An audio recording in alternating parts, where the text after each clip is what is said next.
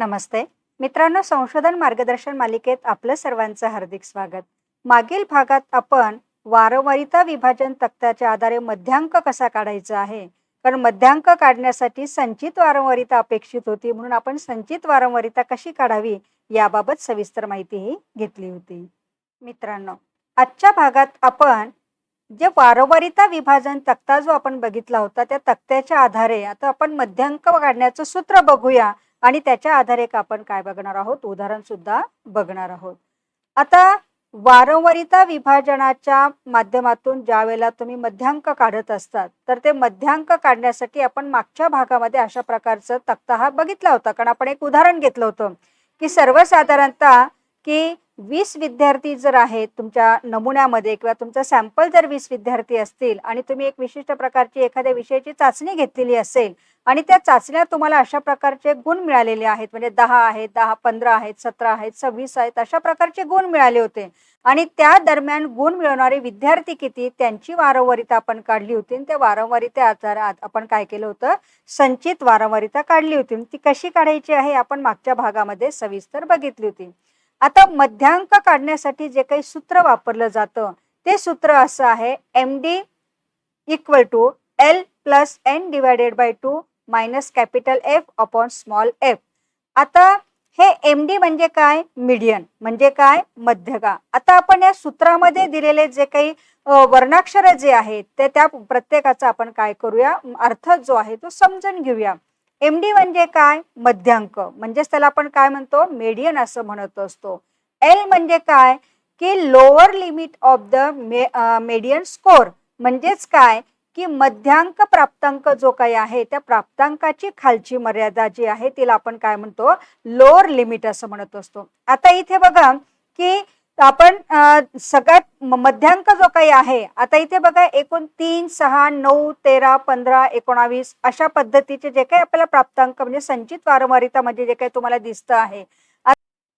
आता इथे बघा की तुम्ही प्राप्तांक जे आहेत, प्राप्तांक 10 पासून 26 पर्यंत आहेत आणि बरोबर मध्यावर तुमचा काय येतो आहे, 17 प्राप्तांक येतो आहे.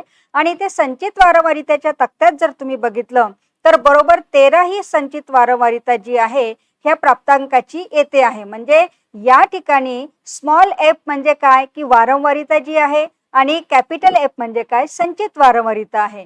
मग आता lower limit of the median score, आता इथे मीडियन तुमचा इथे 17 दिसतो आहे.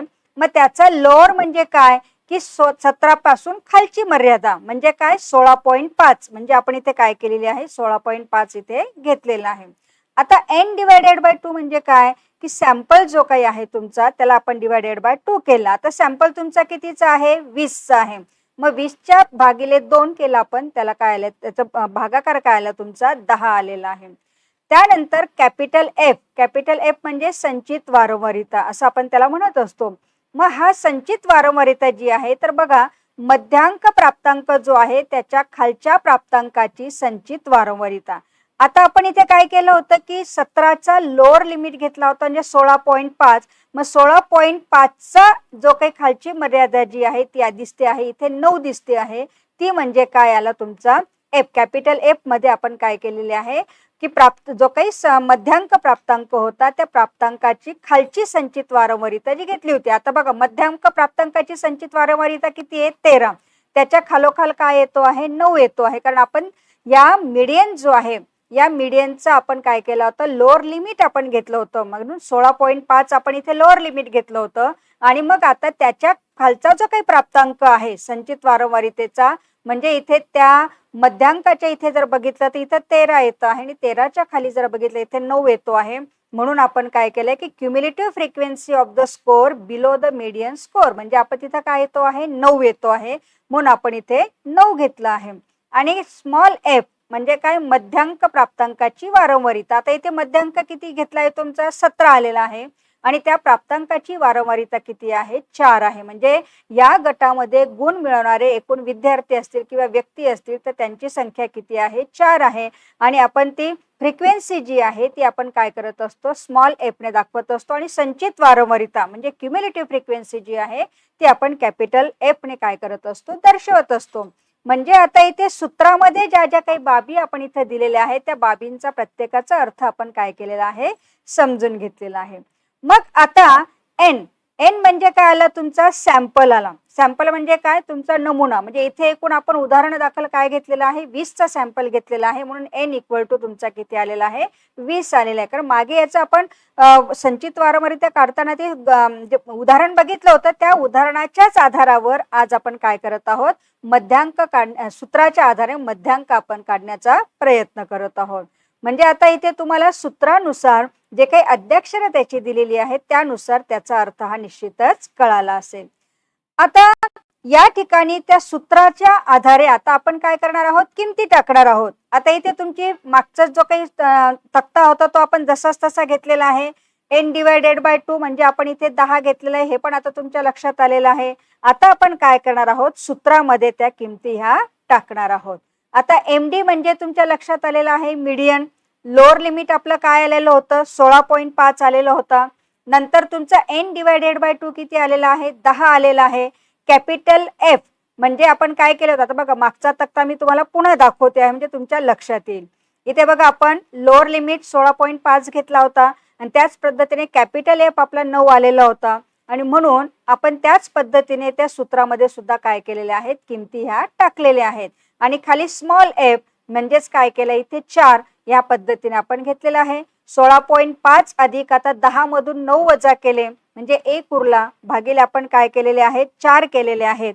आणि त्यानंतर मग 1/4 म्हणजे 0.25. मग 16.5 मध्ये 0.25 जर आपण मिळवले तर आपल्याला अंक जो मिळतो तो आहे 16.75. म्हणजे तुमचा मीडियन जो आहे 16.75 म्हणजे नियर अबाउट काय आला, 17 आला.